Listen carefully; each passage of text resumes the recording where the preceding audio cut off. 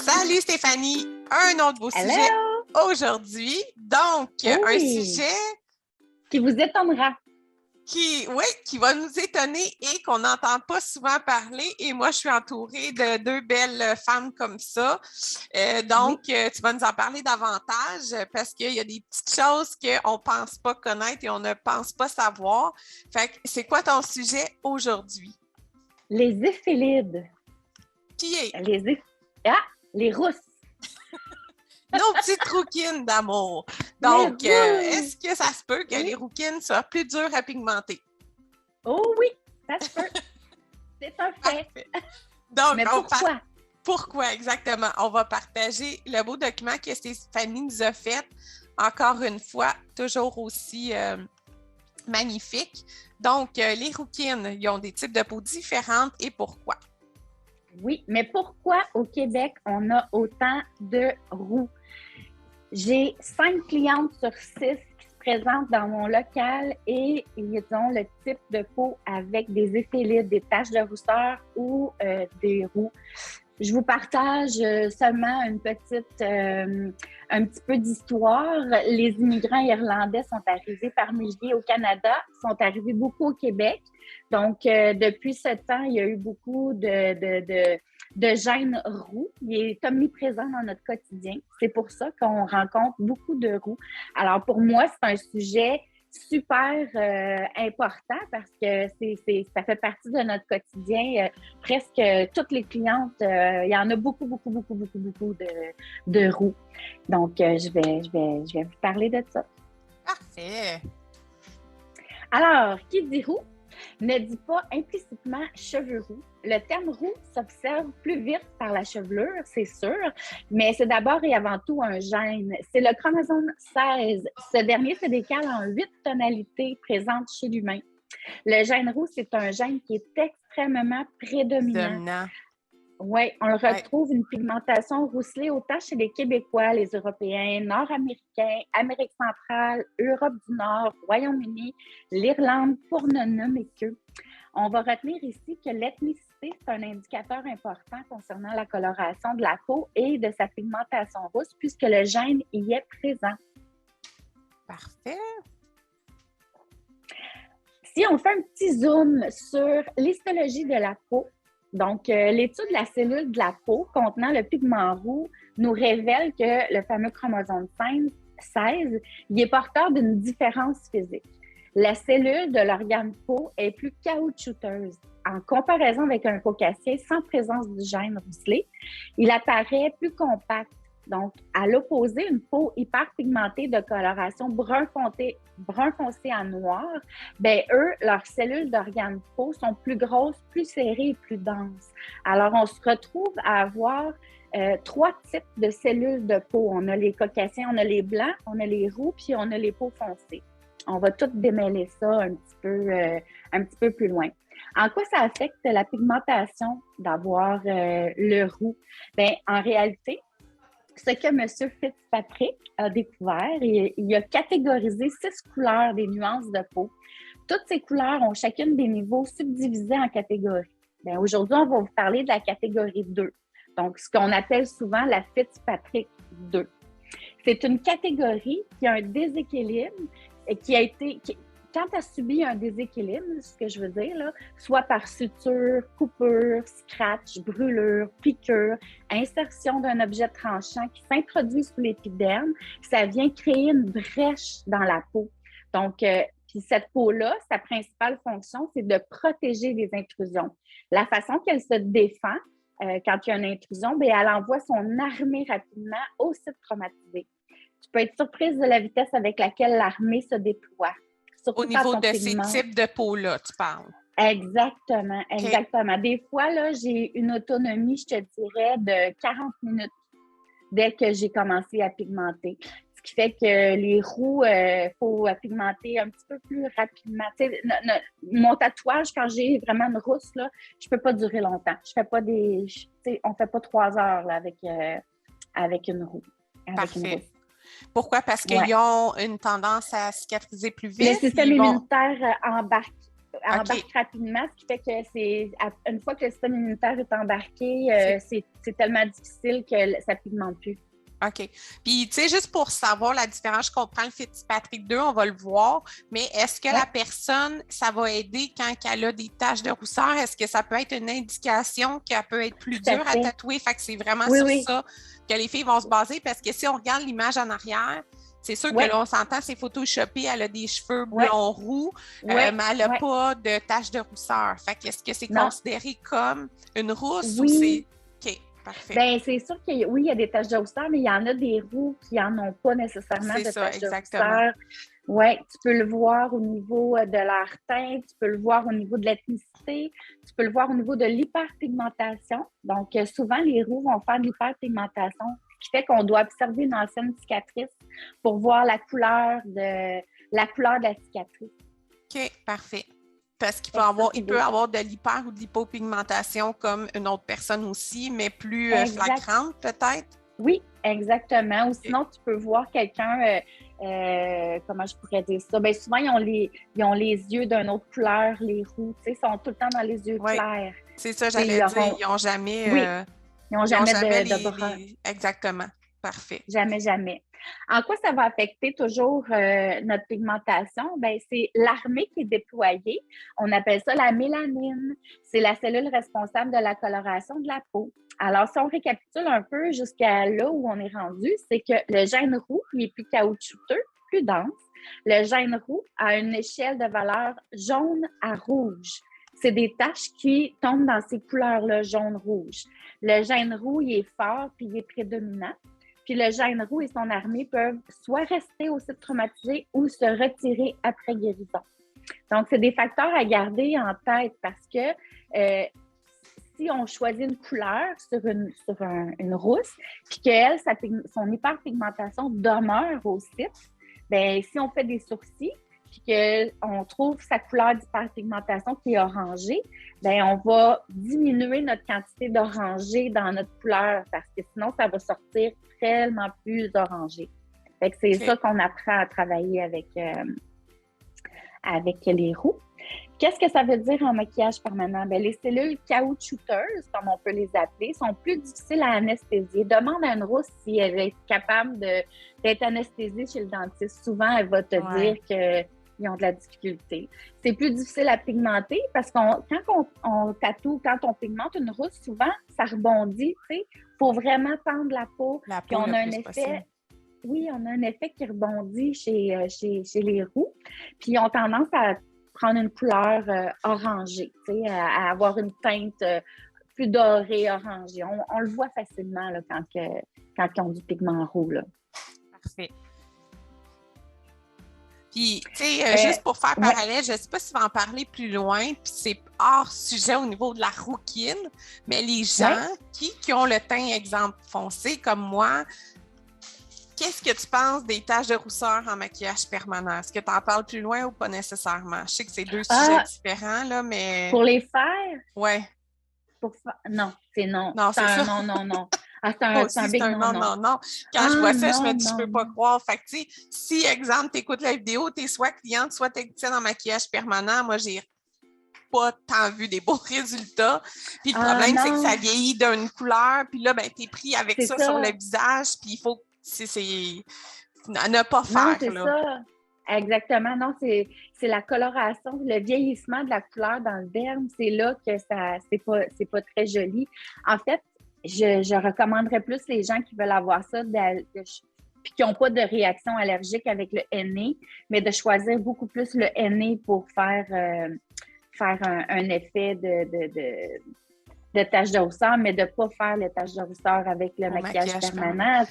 C'est des oxydes, puis on le fait au niveau des sourcils, au niveau d'une pilosité, mais là, tu le fais sur une peau qui n'a pas de pilosité. Non, ça ne vieillit pas très bien. Ça ne vieillit pas bien, puis mais quand tu dis le nez, c'est temporaire, ça veut dire que tu le fais faire pour que la cliente voit, c'est ça?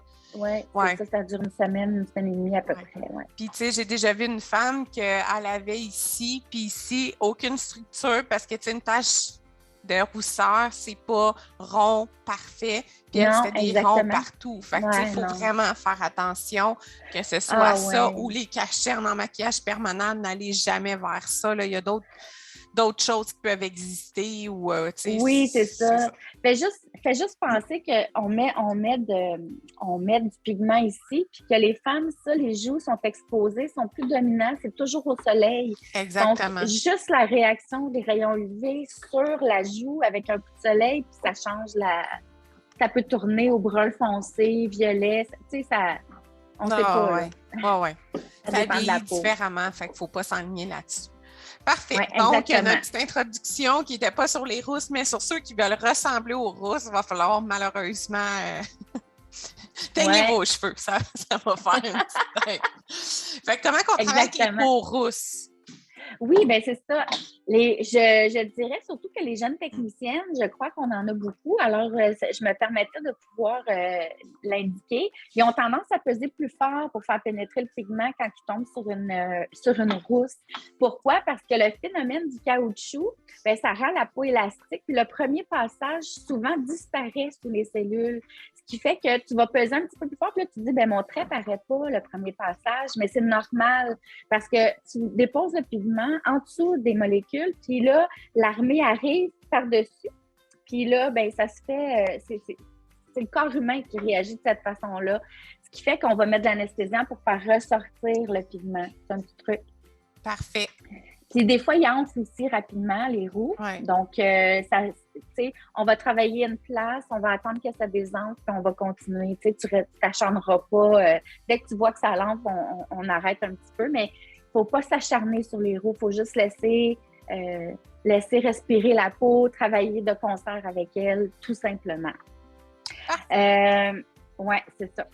La couleur est là, mais c'est ça, on la voit pas. Alors, on pèse pas plus fort. Il faut ralentir ta main, maîtriser parfaitement la tension de la peau, le fameux bandage en triangle. Ça, c'est super important. Tu peux augmenter aussi la vitesse de ton appareil. Si tu la maîtrises bien, pratique-toi parce que un appareil qui va plus vite offre un plus grand... tu sais, c'est plus difficile à travailler. Mais la peau rousse, elle va avoir besoin d'un petit peu plus de vitesse. Juste pour que ça punch un petit peu plus dans la peau, là, pour qu'il y ait un petit peu plus de mordant, comme j'écris. Puis avec la bonne tension, le bon voltage, ça va être correct. Sinon, ben, ça donne une pigmentation qui va être inégale puis ardue. C'est avec les roux. Est-ce que tu suggères, dans le cas que c'est un Fitzpatrick 2, d'aller avec un Fitzpatrick 2 aussi, tu sais, dans les teintes, ou tu suggères d'aller plus foncé parce qu'une rouquine est plus dure à pigmenter? Parce que moi, dans le cas de Sandra, il a fallu qu'il aille un peu plus foncé. Puis c'est un... Oui, ça dépend vraiment de la cliente puis tout le kit, là. Ah oui, exactement. Tu sais, comme il y a 6 à 8 tonalités de couleur de roux, ben tu peux pas dire... tu sais, les coffrets, c'est des beaux coffrets parce que quand tu veux faire de l'ombré, tu ne te casses pas la tête, tu es dans la même gamme, les mêmes tonalités. Mais je veux dire, il y a des rousses qui préfèrent avoir plus foncé, un autre. Donc là, doit connaître ta colorimétrie pour être capable de jouer. Puis ça va être à toi d'ajuster ton niveau d'orangé ou de connaître vraiment ta ligne de pigment. Mais oui, si la cliente elle veut avoir du orangé, du roux, tu peux y aller avec les beaux coffrets, ça, tout est là, mais non, c'est pas... pas parce qu'on dit Fitzpatrick 2, allez pas nécessairement... Tu sais, il y a le beau coffret Fitzpatrick 2, mais ça ne veut pas dire que ça va convenir. Parce que vous avez aussi les goûts de la cliente, la technique que vous choisissez. Tu sais, il y a beaucoup de choses qui viennent en ligne de compte. Fait qu'il faut quand même que vous ayez une ouverture sur le type de peau que vous allez prendre, là. Oui, exactement, exactement. C'est vraiment des beaux coffrets que j'aime travailler avec. Ça me sert de guide, mais c'est pas défini, je les mélange. Tu sais, je peux les utiliser. Je sais juste que sont équilibrés, sont faits pour... C'est comme ça me rassure de savoir que ton Fitzpatrick 2, c'est bon pour les Fitzpatrick 2. Puis quand je veux faire du 3 couleurs, ben, je suis dans les mêmes tonalités. Exactement. C'est la seule raison pourquoi j'adore travailler avec ça. J'aime beaucoup faire du 3 couleurs dans les sourcils, donc je cherche pas avec les autres pigments à faire mes petites recettes. Je reste dans le coffret puis je sais que je suis dans mes bonnes tonalités. Parfait. Donc, connaître la couleur de l'armée de ta cliente, c'est Puis connaître si cette couleur reste longtemps après un trauma, c'est une réponse qui est super importante. Ça va déterminer ton choix de couleur à implanter sous l'épiderme. Si l'armée demeure longtemps, bien, tu vas diminuer ta recette de cette couleur restante-là. Tu vas ajuster ton taux de orangé, brunâtre, rougeâtre. C'est ça qui va déterminer si ça reste après. OK. Quand tu dis connaître la couleur de l'armée de ma cliente, ça veut dire quand il y a eu soit une cicatrice ou une hyperpigmentation, c'est ça que tu veux dire? Parfait. Oui, fait que si après le trauma qu'elle a eu au niveau, tu lui demandes-tu si elle a eu des cicatrices ou des affaires comme ça? Fait que tu regardes la cicatrice. Toutes les clientes. Parfait. Oui, toutes les clientes que je rencontre, je veux voir une cicatrice guérie. Okay. Puis je leur demande le temps. Il faut au moins que la cicatrice elle ait plus que 24 mois pour que moi, je puisse voir s'il y a un phénomène d'hyperpigmentation qui est là. S'il y a un phénomène d'hyperpigmentation qui est là, je le prends en note, puis je regarde sa tonalité, puis je la calcule comme couleur présente. OK. Puis dans le cas de cicatrices, il va y avoir des cicatrices plus pâles, plus foncées. Dans les cicatrices foncées, les teintes que tu vas voir, c'est un peu plus brunâtre, un peu plus rosé, ou ça dépend? Ça va, chez les roux, ça va toujours être 6 à 8 couleurs. Donc, tu sais, c'est vraiment ton œil de colorimétrie qui va regarder. On ne parle pas d'une cicatrice blanche qui a été exposée trop rapidement au soleil, ça, c'est sûr et certain, là. Mais la base que vous devez retenir, c'est que l'effet orangé va tout le temps prendre le dessus. Donc, tu vas voir un effet orangé. Tu sais, aujourd'hui, c'est pas de vous expliquer en détail toutes les tonalités, mais ce que je veux que vous reteniez, c'est s'il y a un facteur prédominant à venir brun-orangé autour de la cicatrice. Si vous commencez à juste appliquer, à commencer à noter, à voir ces choses-là, bien, ça va déjà vous aider dans vos choix de recettes parce que vous allez vous dire « Oh, j'ai déjà un facteur orangé, là. » C'est un petit alarme pour vous dans vos choix de recettes. Oui, parce que c'est ça qui va ressortir à long terme, fait qu'il va falloir faire attention au niveau des pigments qu'on va utiliser, là. Exactement. Donc, aujourd'hui, avec les effets LID, ce que je veux que vous reteniez, c'est que détermine s'il y a une possibilité d'hyperpigmentation, ce qu'on vient tout juste de parler. Toujours, chez chaque cliente, tu prends cette habitude-là. Détermine la résistance à l'anesthésiant, c'est super important. Détermine la couleur de l'armée qui est la mélanine. Je voulais avoir un terme qui était générique sans parler trop de technique. Prévois un peu plus de temps quand tu sais que tu travailles sur une rousse parce que oui, on va les travailler un petit peu plus vite, mais au début, quand on ne sait pas trop l'effet que ça fait, tes rendez-vous s'allongent un petit peu parce que tu vas prendre tout ton temps, puis là, tu dis « Ah, ça pigmente pas, ça pigmente pas. » Donc, essaye au début de prévoir un petit peu plus de temps quand tu as ce type de peau-là. Sensibilise ta cliente à sa réalité aussi. Tu sais, il faut que tu lui dises... en plus, souvent, ils ont plus mal que les autres personnes.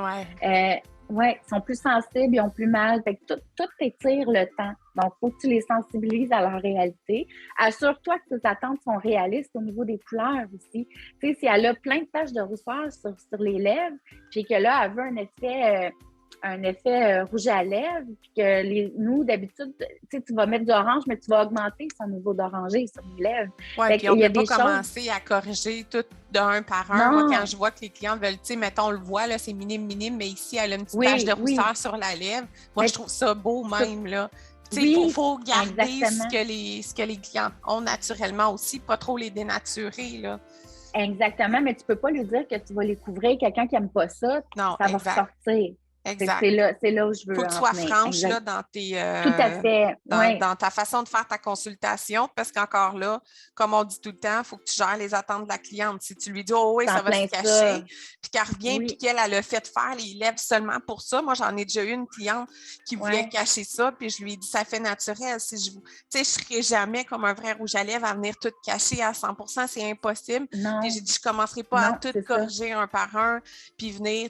Moi, je trouvais que ça l'aurait dénaturé. Puis on s'entend quand tu en as sur la lèvre, tu sais, un bord sur la lèvre, puis le bord un peu sur la peau qui se... Oui. Ça fait plus naturel aussi, là. Oui, c'est sûr. Ce qui fait que le dernier point, c'est expliquer tes limites professionnelles quant aux couleurs aussi à appliquer, soit sur les lèvres ou soit sur les sourcils.